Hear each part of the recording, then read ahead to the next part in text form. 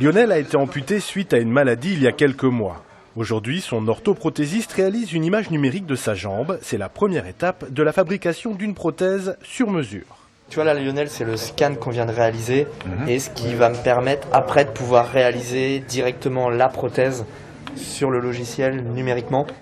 Et c'est précisément ce procédé qui est révolutionnaire. Une fois le scan effectué, le logiciel envoie toutes les données à une imprimante 3D.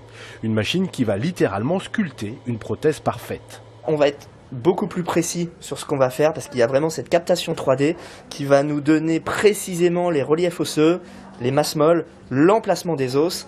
Après, on va redesigner la prothèse sur cette forme, donc on est plus précis, on est plus objectif sur ce qu'on fait. Une démonstration valant mieux qu'un long discours, grâce à cette prothèse, Lionel peut se tenir debout et marcher. Moyennant rééducation, le jeune homme envisage même de reprendre le cours d'une vie normale rapidement. C'est parce que je me sens tout de suite très confortable dans cette emboîture que je vais pouvoir reprendre les activités sportives que je faisais avant, du type surf, stand-up paddle, randonnée, plongée, etc. Pour l'instant, ce type de prothèse n'existe que pour les amputations au niveau du tibia.